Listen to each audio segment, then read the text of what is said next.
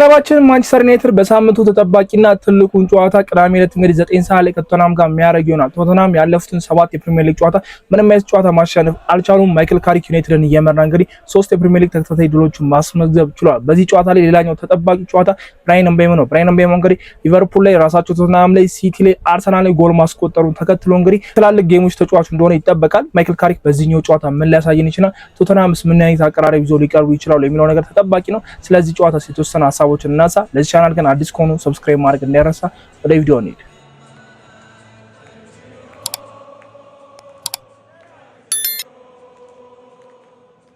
ላለፉት 5 ጨዋታ እንግዲህ ዩናይትድ እና ቶተናም ባረጉት ላይ ምንም አይነት ድል አላስመዘገቡም። የካርሊ ካፕ ተገናኝተዋል፣ በኤሮፓ ሊግ ፋይናል ተገናኝተዋል። ከዛ ደግሞ ፕሪሚየር ሊግ ሁለቱንም እንግዲህ ማሸነፍ ችሏልና ባለፈው አመት 4ቱንም ጨዋታ ቶተናም ማሸነፍ ሲችል በዚህኛው ደግሞ ሁለታቸው ተለያይተናል። የማቲያስ ዴሊት ያለቀ ሰዓት ጎል ማንረሳት አይደለም።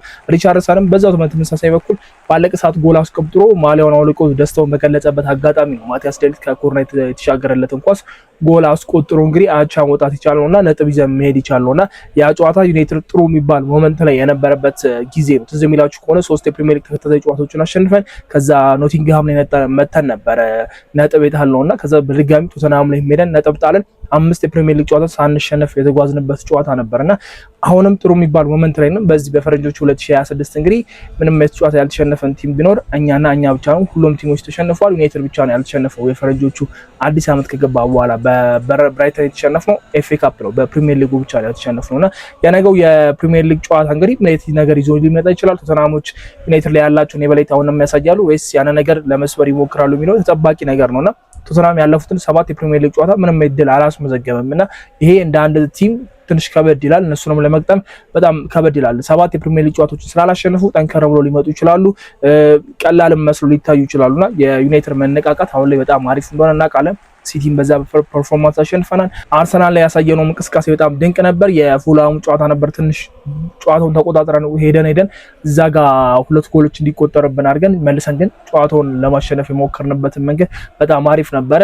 ቡድናችን በጣም ሪያክት የሚያደርግ ቡድን እንደሆነ ተመልክተናል። የአርሰናል ጨዋታ ላይ ጎል ተቆጠረብን፣ ተመራን። ከዛ አቻውንን ሁለተኛ ጎል ዶርጎ አስቆጠረ፣ በድጋሚ ጎል ተቆጠረብን። ከዛ ኩኛ አስቆጥሮ ነው ማሸነፍ የቻለውና የፉላም ጨዋታ ተመሳሳይ ነው። 2 ጎሎች ተቆጠሩብን፣ ከዛ ሲስኮ ማስቆጠር ቻለና እንደዚህ አይነት ሪያክት የምናደርግበት መንገድ በጣም አሪፍ ነው። ማይክል ካሪክ የተለየ ነገር ያሳየናል ብዬ አስባለሁና በአሞሪም ስር 2 ጎሎችን ያስቆጠርንበት ቲም ነው። በካሪክ ስር ደግሞ ምን ያህል ጎሎችን ልናስቆጠር እንችላለን የሚለው ነገር በጣም ተጠባቂ ነው። ተከላካያችን እንግዲህ አሁን ላይ በጣም አሪፍ ይመስላል። ለኤርሊንግ ሃላንድ ያልተመለሰው ተከላካያችን ለሶላንኪ ያንሳል ብዬ አላስብም እና የባለፈው የሲቲ እና የቶተናም ጨዋታ ላይ ቶተናም አጀማመሩ ጥሩ እንዳልሆነ በጣም ግልጽ ነበር። የመጀመሪያ ፈርስት ሃፉ ሲቲ በቃ ሲመለስ 5 ወይ 4 ጎል ያስቆጥራል ተብሎ የተገመተውና ግን ደግሞ ሳይገመት ቶተናሞች ኮለል ባሉ 2 አቻ ተለያይተው እንግዲህ ሲቲን ነጥብ ማስጣል ችለዋልና ያ ጨዋታ በጣም አሪፍ ነበር።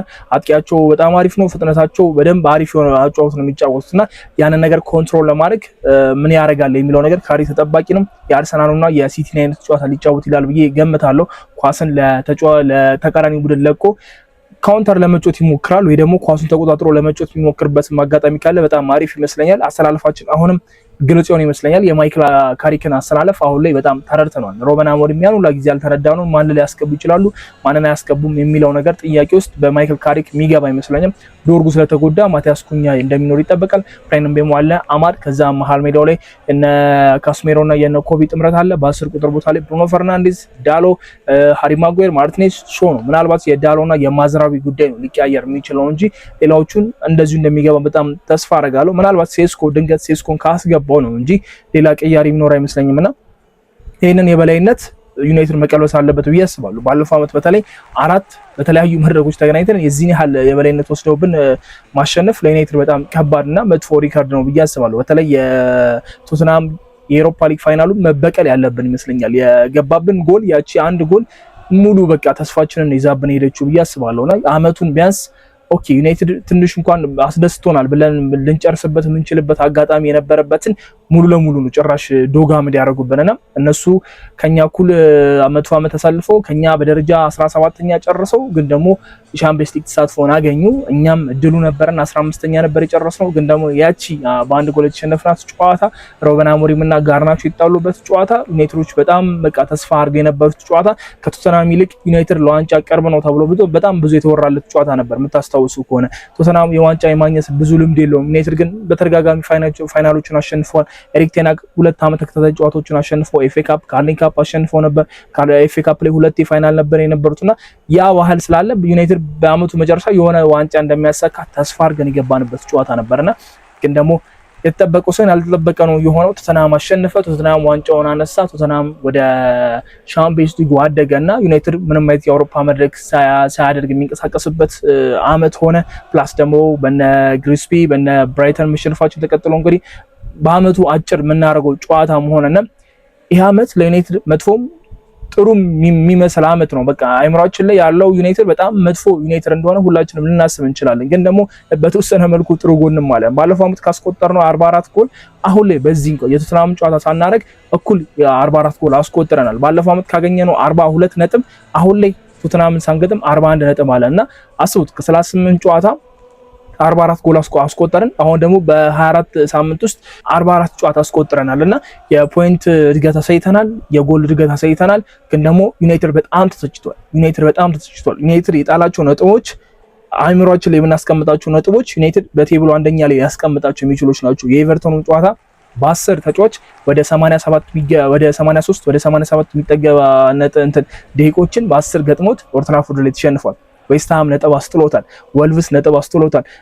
የነ ኖቲንግሃምን ብናነሳ ዩናይትድ አሁን ላይ በቃ ለቶፕ 4 ሳይሆን ለዋንጫ የሚጫወት ቲም ነበር የሚሆነውና የጣልናቸው ነጥቦች ዋጋ የሚያስከፍሉ ነጥቦች ናቸውና አሁንም ቢሆን ዋጋ ላለመክፈል ይሄንን ጨዋታ ማሸነፍ ይሄንን ጨዋታ ድል ማድረግና 3 ነጥብ ይዞ መውጣት በጣም አሪፍ ነገር ነው ብዬ አስባለሁ።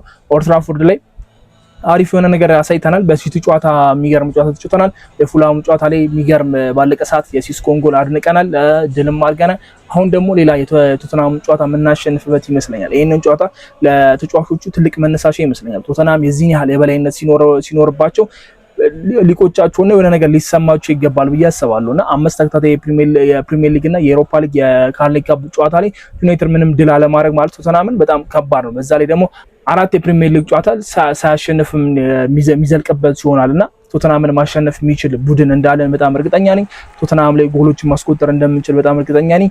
ጎሎች ይቆጠሩብናል የሚለው ነገር ነው ሊያሳስበን የሚገባው እንጂ ያለን የማጥቃት ሂደት በጣም አሪፍ ነው። እነ ብራያን ምቤሞ ትላልቅ ጌሞች ላይ የሚጠበቁ ተጫዋቾች ናቸው። ሲቲ ላይ ምን እንዳደረገ እናውቃለን። ሊቨርፑል ላይ እሱ ነው ጎል ማስቆጠር የቻለው። የቼልሲ ጨዋታ ላይ ምንም እንኳን ጎል ባያስቆጠር ሳንቼዝ ቀይ እንዲያረጋበትና እኛ የተወሰነ ደቂቃ የበላይነት እንዲኖረን ያረጋበት ሞመንት ነው። ካስሜሮ ቀይ እስከሚያይ ድረስ ከዛም ወደ አርሰናል ጨዋታ መምጣት ይችላል። እዛ ላይም የሚገርም ጎል ማስቆጠር ችሏልና ይሄ ተጫዋች የትላልቅ ጌም ተጫዋች እንደሆነ አሁን ላይ እያሳመነን ይገኛል። ማርከስ ራሽፎርድ ነበር ከዚህ በፊት ቶፕ 6ዎች ላይ ስንገጥማቸው ቆንጆ ጎሎችን እያስቆጠረ ዩናይትድ ቢሸነፍም አቻ ቢወጣም ብቻ ራሽፎርድ አብዛኛው ታይም ላይ እንደዚህ ተጫዋቾች ላይ ጎል ያስቆጠር ነበርና አሁን ብራያን ምቤሞ የራሽፎርድን አይነት ተጫዋች እየሆነ ነው። የራሽፎርድን ሪካርድም የተጋራው ባለፈው እንግዲህ 3 ቲሞች ላይ በአንድ ሲዝን ማስቆጠር ይቻለውና አርሰናል፣ ሲቲ እና ሊቨርፑል ላይ ራሽፎርድ ብቻ ነበር ለመጨረሻ ጊዜ ይሄንን ነገር ማድረግ ይቻለው። ብራያን ምቤሞ አሳክቶታል።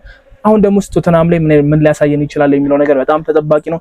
ማይክል ካሪክ የተጎዱ ተጫዋቾች እስካሁን እንዳልተመለሱለትም ተናግሯል። እነ ማውንት እና ማቲያስ ዴሊት ስኳድ ውስጥ እንደማይቀላቀሉና ሌሎቹ ባለፈው ያየናቸው ተጫዋቾች ናቸው። በዚህኛውም በቶተናም ጨዋታ ላይ የሚኖረውና ቀን 9 ሰዓት እንግዲህ የሚደረገው የቅዳሜው ጨዋታ በጣም ተጠባቂ ጨዋታ ነው የሚሆነው። ዩናይትድ ይህንን ጨዋታ አሸንፎ በደንብ ጠጋ የሚልበት ወደ 3ኛ ደረጃ ወደነ አስቶን ቪላ ወደነ ሲቲ የሚጠጋበት ጨዋታ ይሆናል ብዬ አስባለሁ። ያለን ርቀት ከነሱ በጣም ያነሰ ነው። ኦልሞስት 4-5 ነጥቦች ነው ያሉንና እነሱ ላይ መድረስ አጋጣሚዎች መሆንም አለን። ምንም እንኳን ጥሩ አመት እያሳለፍን ባይመስለንም ዩናይትድ ጥሩ የሚባል ሞመንት ላይ የመጣ ይመስለኛል። የአሞሪም መባረር የረፈደበት ይመስለኛል። ምናልባት ቀደም ብሎ አባረሩት ቢሆን ኖሮ የሁሉ ጣጣ ውስጥ ማንገባም ለቶፕ 4 ሳይሆን ለዋንጫ የምንጫወትበት አጋጣሚ ይኖራል ብዬ አስባለሁና የጣልናቸው ነጥቦች በጣም ዋጋ የሚያስከፍሉ ነጥቦች እንደሆኑ ሁላችንም እናውቃለን። የነገው ጨዋታ በጣም ተጠባቂ ነው። ቶተናም ምን አይነት አቀራረብ ይዞ ሊመጣ ይችላል? አሁንም የበላይነቱን ያሳያል ወይስ ደግሞ ዩናይትድ ይሄንን የበላይነት ሰብሮ ቶተናምን አሸንፎ ሌላ በማይክል ካሪክ ስር 4 የፕሪሚየር ሊግ ተጫዋቾችን የምናሸንፍበት ቀን ይሆናል ብዬ እጠብቃለሁና እስቲ የምንመለከተው ይሆናል። የነገው ጨዋታ ካየን ደግሞ በኋላ ምናወራ ነው የሚሆነው። አዳዲስ ነገሮች ከፈለጋችሁ የቴሌግራም ቻናላችንን ጆይን ማድረግ እንዳይረሳ። ፈጣንና አዳዲስ መረጃዎች እዛ ላይ እንለቃለን። ለዚህ ቻናል ደግሞ ሰብስክራይብ ሳታደርጉ እስካሁን ድረስ ካያችሁ ሰብስክራይብ ማድረግ እንዳይረሳ። በሚቀጥለው ቪዲዮ እስከምንገናኝ ይመቻችሁ። ቻው